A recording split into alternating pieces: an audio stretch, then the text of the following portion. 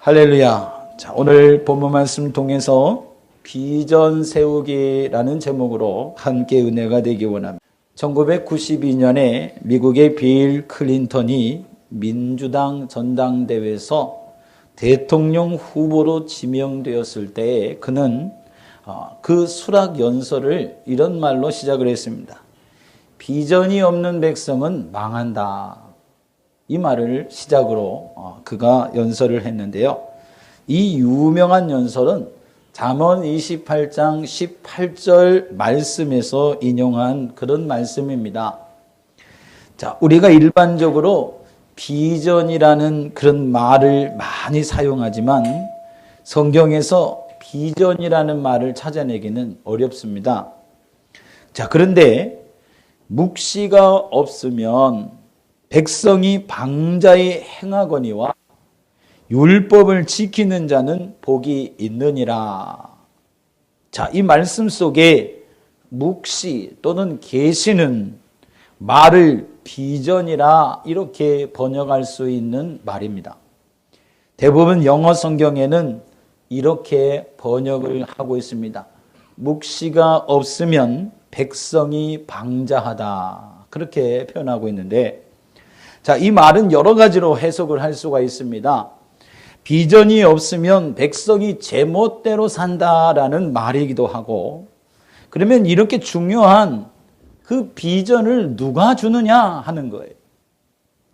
성경은 하나님이 오늘 비전을 주지 않으면 백성이 제멋대로 산다, 그렇게 표현을 하고 있습니다. 자, 오늘 본문 속에 비전이라고 번역할 수 있는 꿈과 이상이란 말이 나오는데, 오늘 28절 말씀 보면, 자, 28절 다 같이 다시 한번 우리 큰 소리로 선포해 보시겠습니다. 시작. 그 후에 내가 내 신을 만민에게 부어주리니 너희 자녀들이 장래일을 말할 것이며 너희 늙은이는 꿈을 꾸며 너희 젊은이는 이상을 볼 것이며 아멘. 자, 이처럼 꿈과 이상은 성령 하나님께서 주신다라고 밝히고 있는 것입니다. 그래서 진정한 꿈은 하나님을 알고 하나님을 발견한 사람만이 가질 수 있는 것이 오늘 꿈이라고 하는 것입니다. 많은 사람들이 꿈 그렇게 이야기를 하지만, 자, 꿈이라 이렇게 생각을 하면 요즘에 이제 우리 학생들까지도 제가 보니까 우리 딸도 학교에서 공부할 때 보니까 이 마틴 루터킹 목사의 꿈을 공부하고 또 이제 서로 그것을 이제 여러 가지로 풀이를 해서 공부하는 것을 제가 봤어요.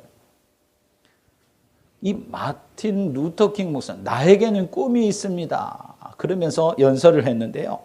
1963년 워싱턴 DC의 링컨 기념관 앞에서 흑인과 백인이 하나 되는 세상에 관한 자기 꿈을 연설한 그 연설문 속에 이 마틴 루터킹의 그 나에겐 꿈이 있습니다라는 그런 연설문입니다. 언젠가도 제가 한번 했기 때문에 아마 기억이 나실지 모르겠어요. 이 마틴 루터킹 목사의 꿈에 대한 연설을 들어보면 절망적인 사람이 오늘 결국은 그 절망에 휩싸여 있던 사람도 이 연설을 듣게 되면 희망을 품게 된다고 하는 거예요. 사람은 누구나 귀한 존재입니다. 스스로도 존귀하지만 하나님께서 만드실 때에 유독 하나님의 형상으로 오늘 만드신 아주 존귀한 자가 바로 저와 여러분인 것입니다. 인간이 존귀하다는 말은 다시 말하면 존귀한 삶을 산다는 말이 되고 존귀한 일을 할 수 있다는 말이 된다, 그 말입니다. 그래서 현재 아무런 의미를 찾지 못하고 좌절해 있다면 여러분을 존귀하게 창조하신 하나님을 바라보시기를 축원합니다. 그러면 꿈을 주시는 그 하나님 안에서 여러분의 존귀한 모습들을 발견하게 될 것입니다. 좀 무거운 주제인데 철학적인 주제에 보면 신목적론적인 증명이라 그런 말이 있습니다. 이 말은 모든 사물이 목적이 있기에 만들어진 것처럼 우리 각 사람도 목적이 있어서 세상에 태어났다 그 말입니다. 자, 굳이 이걸 말하지 않더라도 자, 우리 각 사람이 얼마나 귀한 존재인지를 여러분 이와 같이 마음에 새기시기를 바랍니다. 자, 하나님이 우리를 얼마나 가치 있고 좋게 보시는지, 한마디로 하나님이 우리를 향한 사랑이 얼마나 귀하고 큰지를 생각을 해보면, 자, 독생하신 하나님의 그 외아들 예수를 우리를 위해서 이 땅에 보내고 우리를 위해 십자가에 죽게 하셨습니다. 자, 이것이 얼마나 위대한 사랑이냐 그 말입니다. 자, 우리도 다 자녀가 있어서 알게 될 겁니다. 자, 자녀를 사랑하는 마음이 오늘 어떤 분 이렇게 나누어 말할 수 없을 정도로 모든 분들이 하나같이 자녀는 어떻게 사랑한다고요? 아주 그냥 뭐라 그래야 될까요? 끔찍이 사랑한다. 그렇게 말할 수가 있어요. 어느 한 분이든 자기 자녀를 소홀히 하거나 막 대하거나 그저 귀찮은 존재로 생각하는 사람은 한 명도 없다고 하는 거예요. 너무나 귀하게 생각하기 때문에 자기 목숨을 내어줄 정도로 그 정도로 정말로 사랑한다는 거죠. 그래서 자녀에게 자기의 모든 것을 내어주고 더 주고 싶어 하는 것이 오늘 우리의 부모의 마음이라는 거죠. 예전에 제가 해외 토픽을 한번 본 일이 있습니다. 그때 저 남미의 아르헨티나에서 한 아주 가냘픈 여인이 그 15톤이나 되는 덤프트럭 밑에 아이가 깔려 있어요. 자기 아이가 깔려 있게 되니까 이 평범하고 아주 가냘픈 여인이 그 덤프트럭을 들었다는 거예요. 번쩍 들어서 아이를 꺼냈어요. 상상할 수 없는 일이에요. 그 유명한 그런 일인데 왜 이렇게 오늘 어떻게 이 초능력처럼 발휘할 수 있느냐? 정말로 그 아이를 사랑하는 마음 때문에 초인적인 힘을 발휘했다는 거예요. 그만큼 부모는 자녀를 위해서는 물불을 안 가린다 그 말입니다. 그만큼 깊이 사랑하고 있다 그런 말이죠. 그런데 성부 하나님도 우리를 사랑하실 때에 마찬가지라는 거죠. 사람들이 자식을 사랑하듯이 독생자 예수를 사랑하는 그 하나님의 마음은 이거보다 더 크고 더 넓다 그 말입니다. 그런데 그 아들을 우리를 위해서 죽게 하셨어요. 오늘 8절 말씀 그 표현대로 로마서 5장 8절에 보면 아들을 사랑하는 마음이 아주 특심이십니다. 하나님은 우리를 구원하시기 위해서 아들을 내어주신 분이라고 하는 거죠. 우리가 이렇게 사랑받는 존재라 그 말입니다. 그래서 우리가 얼마나 소중한 존재입니까? 너무나 오늘 정말 아름다운 그런 우리가 찬양도 그렇게 부르죠. 당신은 사랑받기 위해 태어난 사람. 우리 참 많이 불렀어요. 그런데 우리가 사랑받기 위해 태어난 사람이고 하나님의 영광을 드러내기에 충분한 존재들입니다. 가치가 없는 그런 무가치한 존재가 아닌 너무너무 소중한 존재라고 하는 것입니다. 우리를 하나님이 구원하시고 우리에게 살아야 하는 비전을 주시기를 오늘도 원하신다 그 말입니다. 자, 오늘 그 비전 우리가 삶의 현장에서 어떻게 세워가고 성취할 수 있느냐? 첫째는 먼저 잘못된 비전을 한번 생각을 해보려고 합니다. 그 중에 꿈과 뭐가 있습니까? 야망이 있습니다. 꿈과 야망. 일반적으로 꿈 그러면 어릴 때에 뭘 말해요? 희망을 말하는 것으로 생각합니다. 과거에 우리가 다 경험한 거죠. 자, 선생님들이 너 장래의 희망이 뭐냐? 그렇게 물어보면 선생님 질문에 남자애들은 대부분 뭐라 그래요? 대통령이요. 전 과학자가 될래요. 장군이 될래요. 그럽니다, 대부분. 그런데 여자아이들을 물어보니까 되게 뭐해요, 여자들은. 선생님이요. 이렇게 말하고요. 또 하나 잊지 않고 나오는 게 저 간호사가 될래요. 그래요. 대부분 이것이 모든 아이들이 이제 가진 희망이었습니다. 자, 그런데 20년, 30년 지난 지금 보면 어때요? 그 꿈대로 된 경우가 거의 없다고 하는 거예요. 왜 그러냐? 당시에 어렸을 때였기 때문에 꿈들이 말 그대로 한번 꿈꿔본 것이지 오늘 그것 때문에 정말 현실 속에 이루어지는 그런 오늘 꿈이 되지 못한다는 거죠. 그저 꿈과 상상을 이와 같이 했다. 그렇게 볼 수가 있습니다. 사람들이요, 이 복권에 1등 당첨되는 상상을 많이 해봅니다. 혹시 그런 적이 없다 그러면 신앙이 아주 특별한 분이실 수 있고요. 또 하나 반대로 아니면 희망이 아예 없는 사람이라고 생각할 수 있습니다. 자, 복권에 당첨되면 꿈을 다 꾸죠. 근데 이게 확률적으로 따져보면 어느 정도입니까? 800만 분의 1이라고 그래요. 이거는 뭐예요?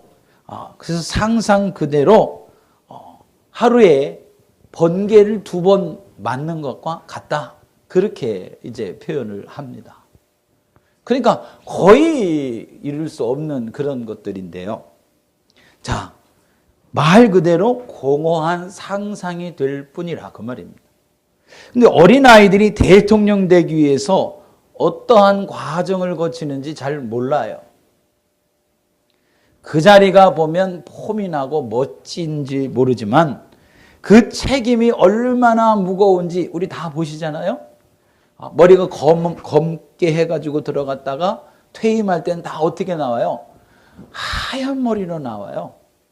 그만큼 책임이 막중하다고 하는 거죠.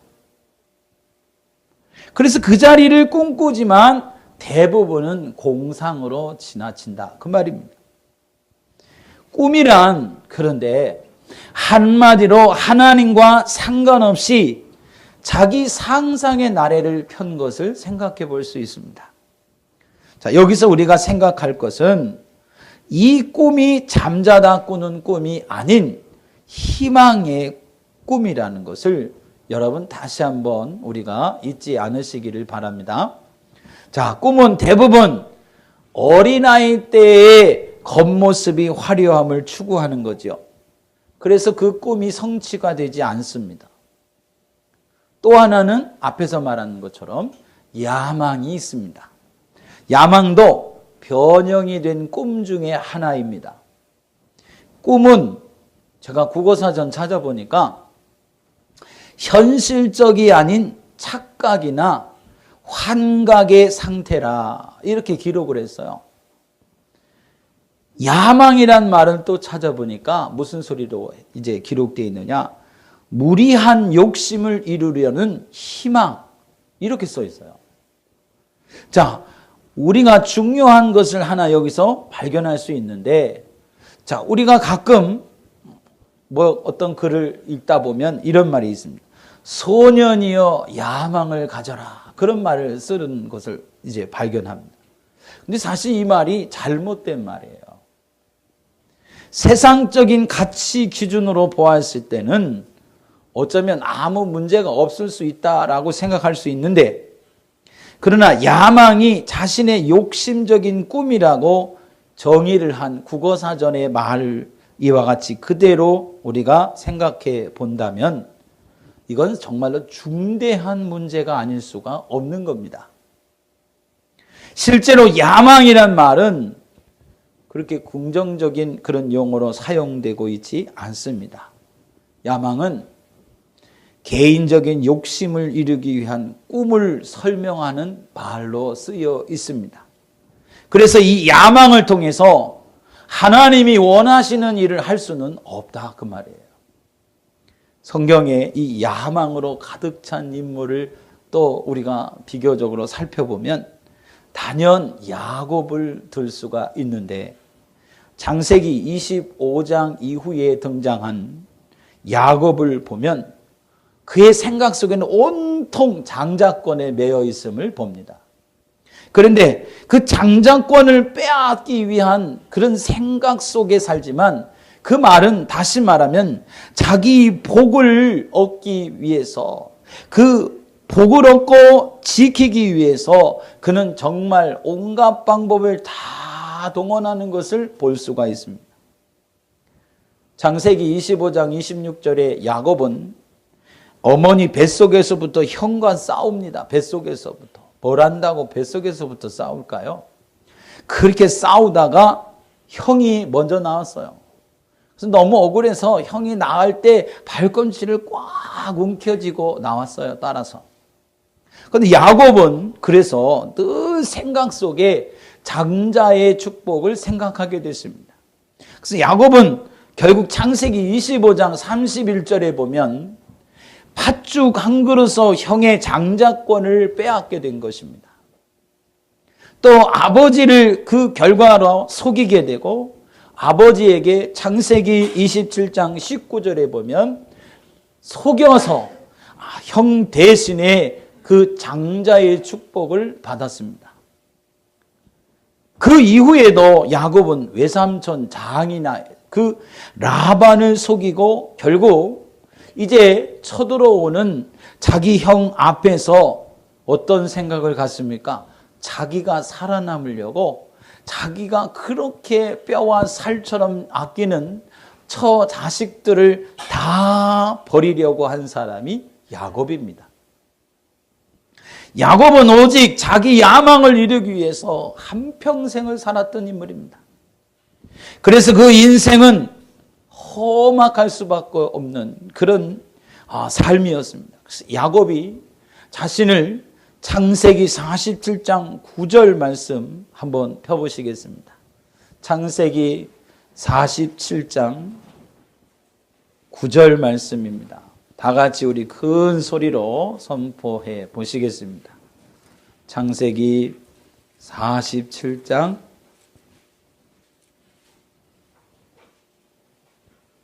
9절 말씀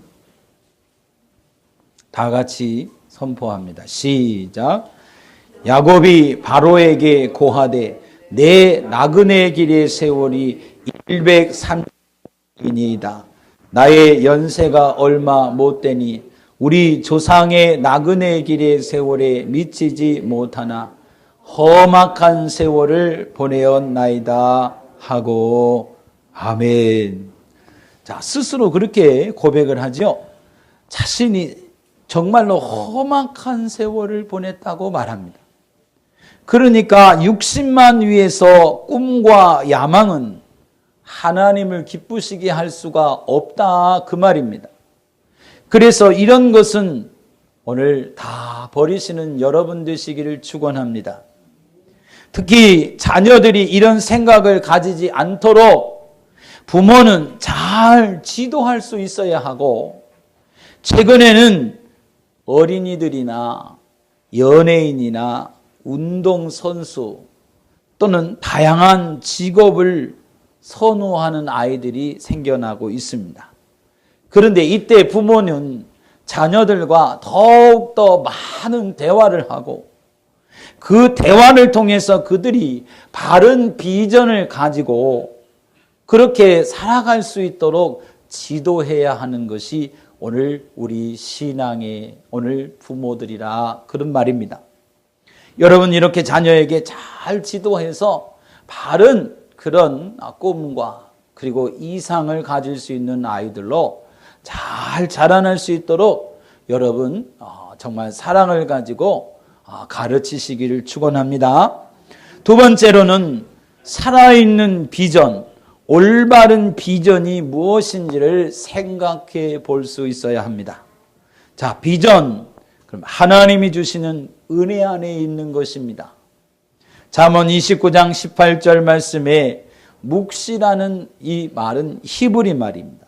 히브리 말로 하존이라는 말에 오늘 묵시라는 말인데, 이 말은 한마디로 말하면 하나님이 주시는 포괄적 은혜를 설명하는 말입니다. 그러니까 하나님이 주시는 이 포괄적인 은혜가 없으면, 비전이 없으면 제멋대로 살다가 망한다, 그 소리예요. 자, 오늘 우리가 같이 읽은 본문 요엘 2장 28절에 젊은이는 이상을 볼 것이며 라고 말합니다. 자, 여기 이상이라는 말은 히브리 말로 키자yon, 그 말입니다. 키자연이라는 말은 역시 비전이라고 번역할 수 있는 말입니다. 자, 그래서 포괄적인 의미에서 늙은이는 꿈을 꿀 것이며 라고 말을 합니다. 여기서 꿈이라는 이 말은 하나님의 계시로서의 꿈을 말하는 것이에요.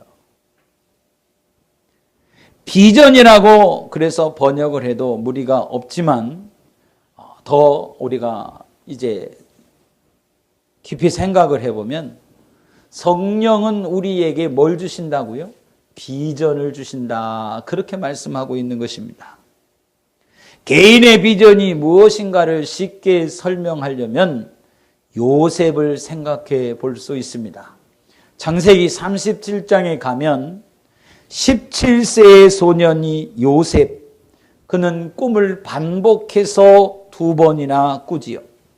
그런데 이 꿈 속에 요셉과 민족을 향한 하나님의 계시가 이와 같이 계시적 성경의 꿈을 꾸게 된 것입니다. 그런데 야곱이 이 꿈을 마음에 새겼다고 그렇게 표현하고 있어요. 자신과 가족에 이와 같이 닥친 그 모든 일 가운데 하나님께서 맡겨주신 일에 대한 분명한 비전을 가슴에 품었다고 말합니다. 그리고 그 비전을 이루기 위해서 자기가 어떻게 행동해야 할지를 오늘 이와 같이 마음에 새겨 넣었다, 그 소리예요. 이 비전이 13년 동안 모진 고난 가운데서도 자신 스스로를 지킬 수 있는 힘이 되었습니다. 그래서 요셉은 애굽으로 팔려가서 시위대장인 보디발의 종이 되었습니다. 창세기 37장 28절 말씀입니다. 그리고 살다가 보니까 보디발의 아내 유혹이 있을 때에도 창세기 39장 12절에 그 유혹을 단호하게 물리쳤습니다.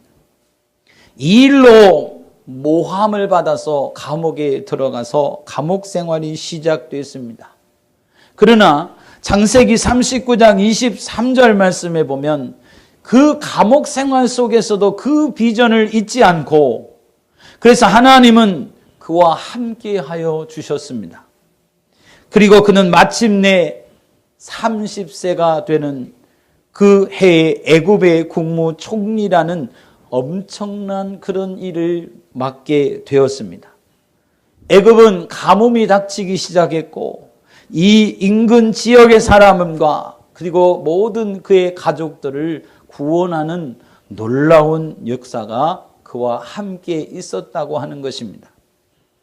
또 한 사람의 비전, 그 비전의 사람이 있다면 페르시아의 고위직을 이와 같이 맡아서 예루살렘 성의 중건을 책임졌던 오늘 느헤미야를 또 들 수가 있습니다. 분명한 것은 비전이란 하나님의 성령이 주시는 것이고, 비전은 나 개인이 아니라 가족과 그리고 이웃과 우리 민족을 살리는 도구가 되는 것입니다. 그래서 구체적이고 확실한 것이라는 그 사실을 여러분 기억하시기를 바랍니다. 자, 그런 면에서 꿈이나 야망하고는 분명히 구분이 된다는 사실을 여러분 이와 같이 기억하시고, 우리 모든 성도 여러분들이 오늘 성령께서 함께 하시는 큰 비전을 품고 그 하나님 앞에 아름답게 사용되기를 주님의 이름으로 축원합니다. 성경은 분명히 말합니다. 남자나 여자나 노인이나 젊은이나 모두에게 이 비전을 성령께서 나누어 주심을 말씀하고 있습니다. 우리가 아는 윌리엄 캐리는 구두수선공입니다. 그런데 구두수선을 하면서 복음을 땅끝까지 전하라는 데에도 사람들이 전하지 않는 것을 보고 이상하게 생각하면서 스스로 자신이 선교사가 되고 또한 이방의 선교사로 헌신을 해서 근대 선교의 문을 활짝 열었던 인물이 윌리엄 캐리입니다. 또 우리가 잘 아는 D.L. 무디나 요한 웨슬레도 마찬가지입니다. 그들은 모두 성령을 받은 후에 자신에게 주어진 비전을 발견하게 되었습니다. 아프리카의 사랑의 아버지인 이 슈바이처도 마찬가지입니다. 하나님이 나를 왜 구원하셨고, 나에게 왜 이런 직업을 주시고, 나를 왜 여기서 살아가게 하는가를 깊이 묵상할 때 하나님은 우리에게 분명한 비전을 주신다고 하는 겁니다. 오늘 성도 여러분 모두가 오늘 이런 비전의 사람이 되시기를 주님의 이름으로 축원합니다. 삶이 힘들어지고 물질이 부족하니까 사람들마다 꿈이 오늘 사라집니다. 그리고 뭐라 그래요? 희망도 없다고 합니다. 비전도 사라집니다. 사단이 우리에게 노리는 것이 바로 이것입니다.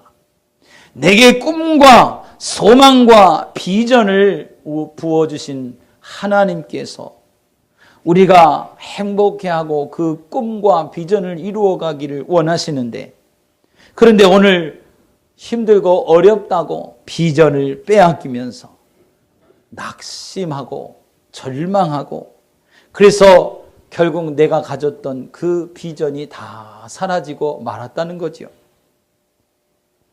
그래서 가장 큰 문제는 물질의 문제가 아니라, 건강의 문제가 아니라 비전을 모두 마귀에게, 사단에게 다 빼앗긴 것이 더 큰 문제라고 하는 것입니다. 우리가 알지요. 이 송명희 시인은 지체 장애를 가진 사람이라.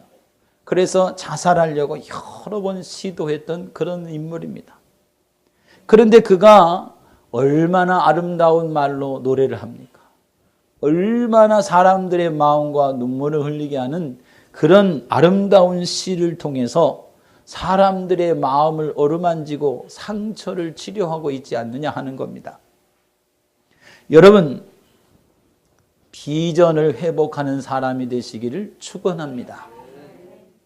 우리 모두가 기도하며 이것이 회복되기를 더 힘쓰고, 그래서 나의 비전, 나의 가족의 비전, 나의 자녀의 비전, 오늘 교회의 비전을 새롭게 세워서 여러분 이 비전이 성취되기를 위한, 성취하고자 하는, 그래서 힘이 있는 자가 되고 그 능히 성취할 수 있는 힘을 달라고 기도할 수 있는 여러분이 되시기를 주님의 이름으로 축원합니다.